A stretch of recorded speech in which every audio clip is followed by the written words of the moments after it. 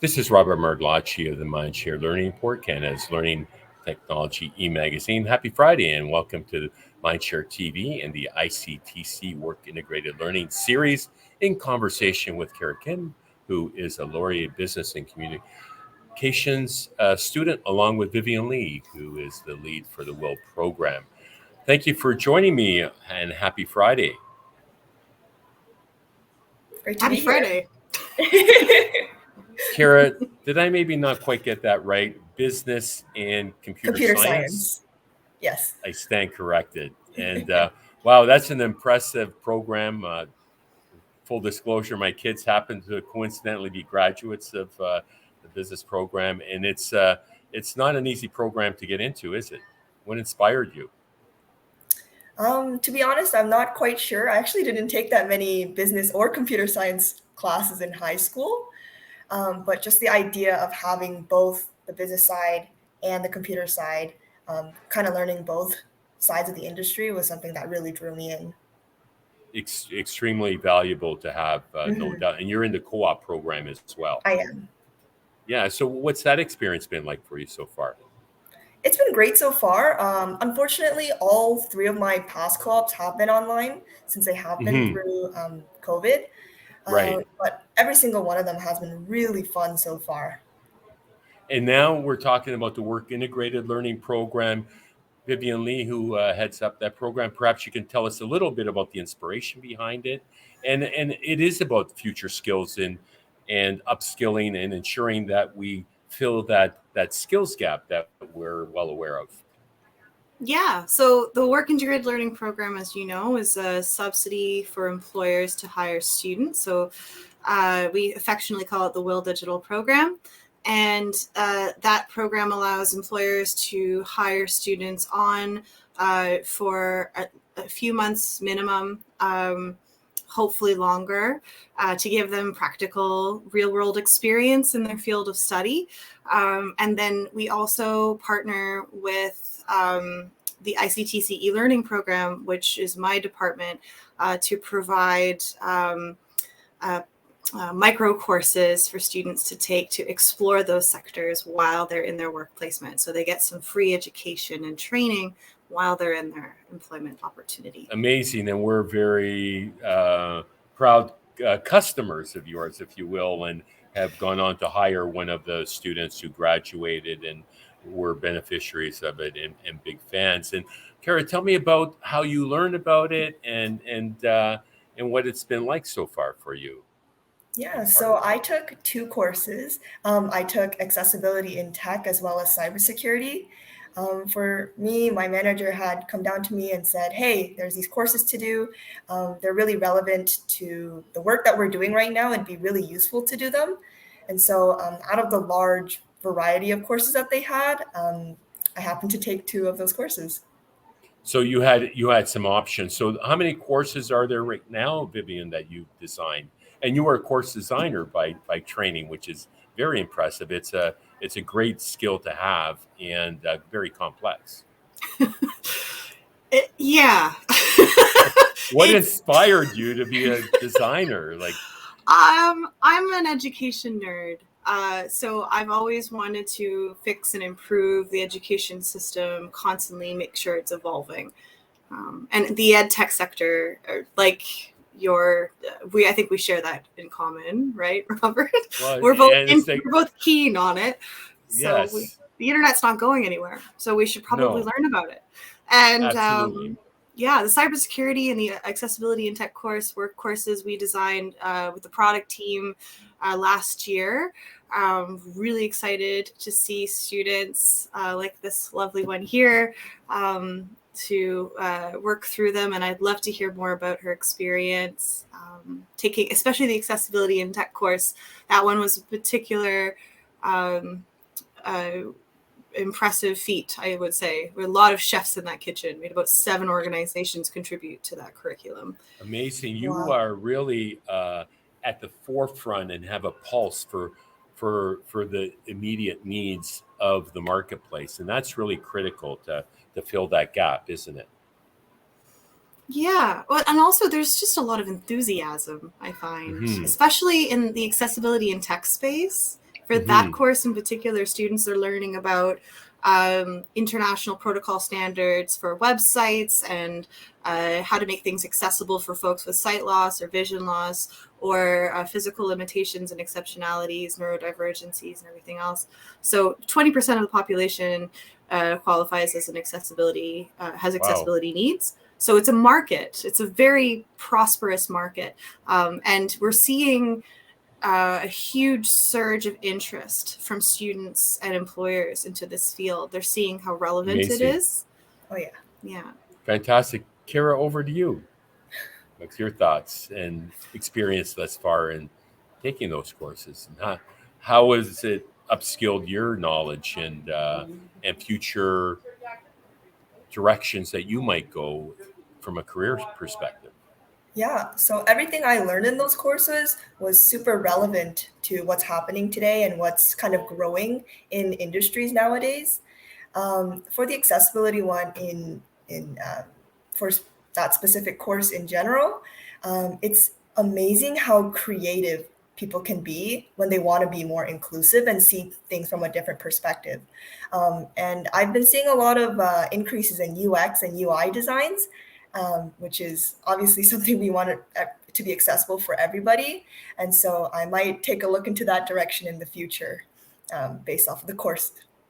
Amazing. So you are currently working part-time for the university, is that correct? Oh, not currently.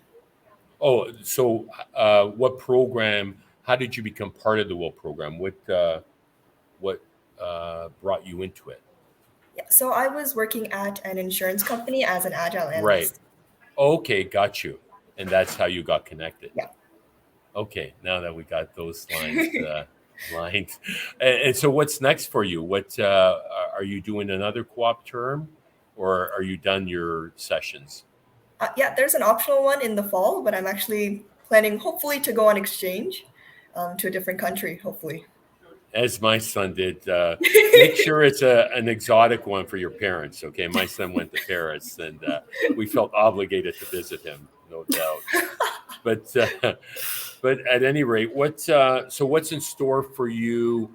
So you're in your fourth year, and Yeah. then it's a 5-year program when you do the co-op. So any sense of what you might want to do when you grow up, if I could use that old jargon? What career paths have you considered, and do you have a specialization that you've done, or Yeah. are you keeping it? Yeah, go ahead. I'm actually doing a concentration in big data for computer science. Not quite Wow. sure what specialization I'm going to do for my business degree. Still thinking. But So in the future, I would like to have a job that connects the bridge between those two. So translating business jargon into tech talk and tech talk into business jargon. fascinating. Well, it's enlightening to have conversations with our youth today. I've never been more optimistic of the future when we have opportunities to connect with students like Kara.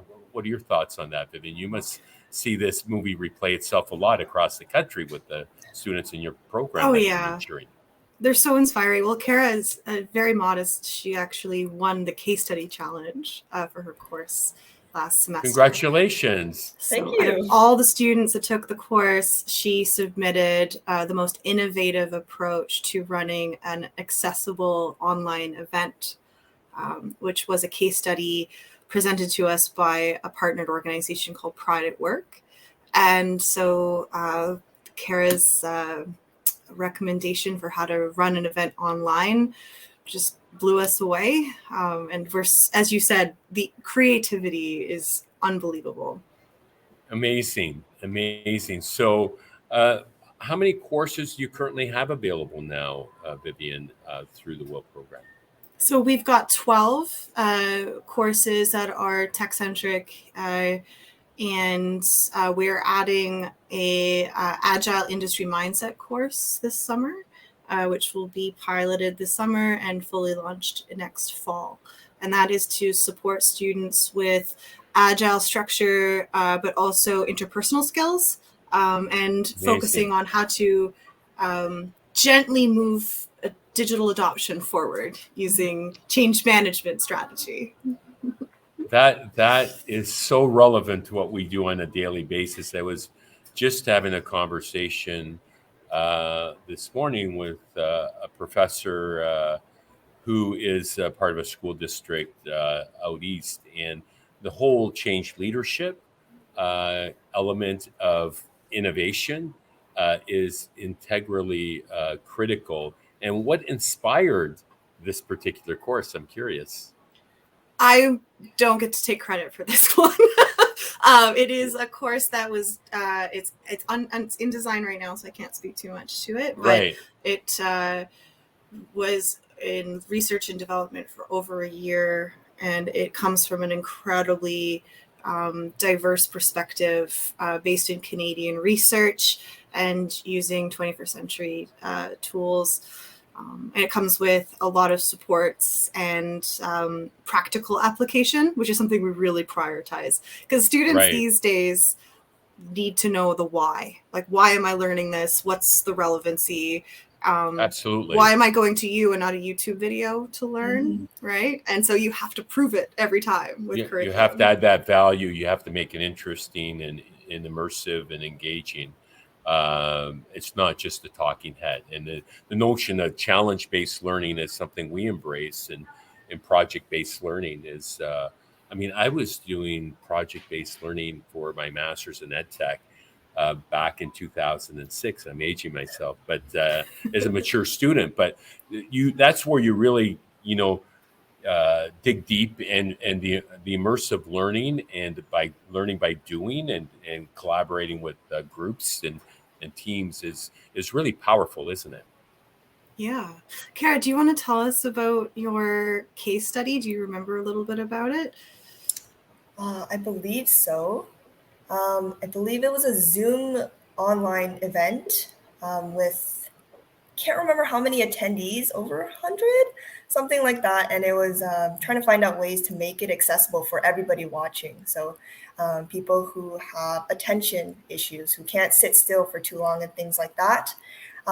Luckily, the platform Zoom and a lot of video platforms nowadays have those integrated features where you can make them accessible.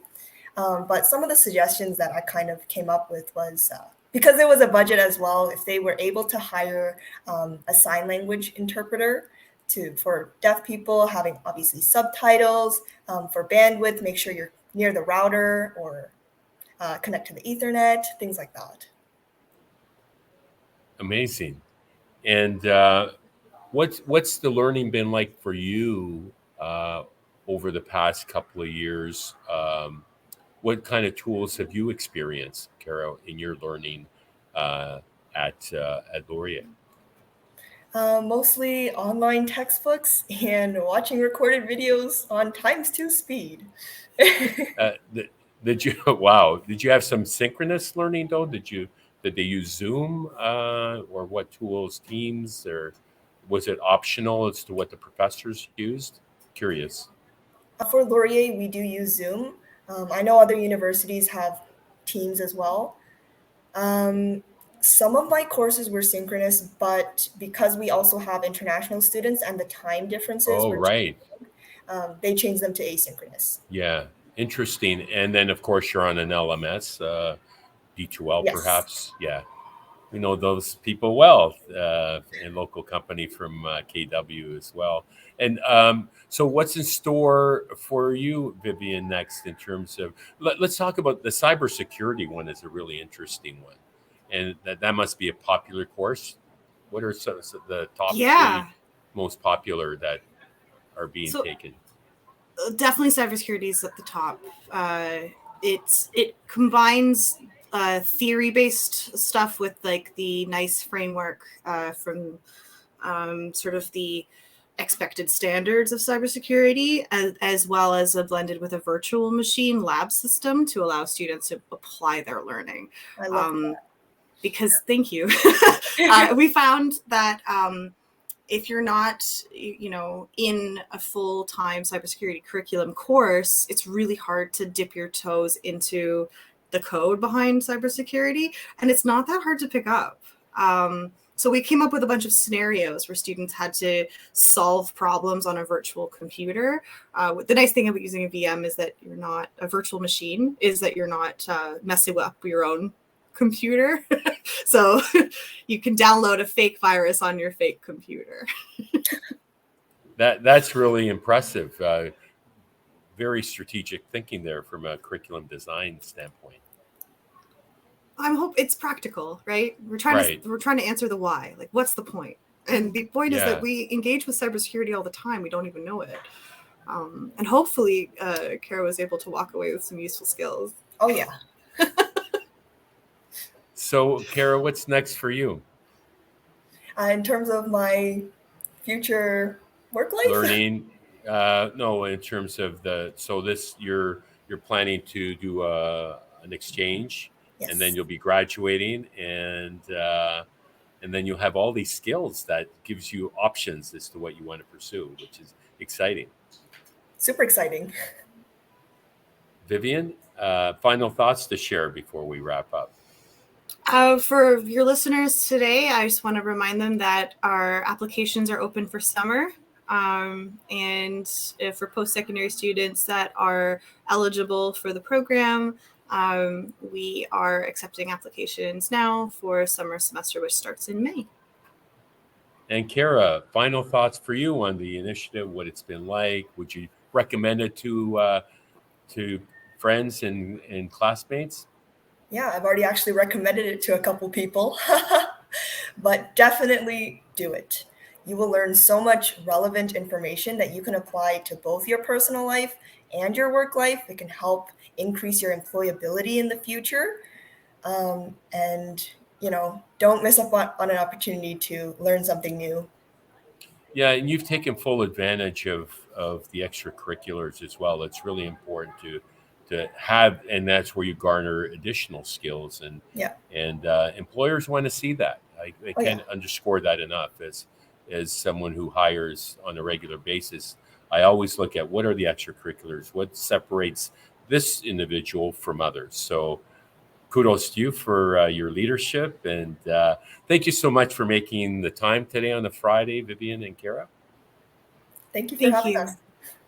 That was Laurier student Kara Kim and Vivian Lee of ICTC. My name is Robert Mergolacci of the Mindshare Learning Report. Be sure to check out www.mindshare.learning to get your latest issue. And until next time, stay healthy, stay safe, and keep the learning curve steep.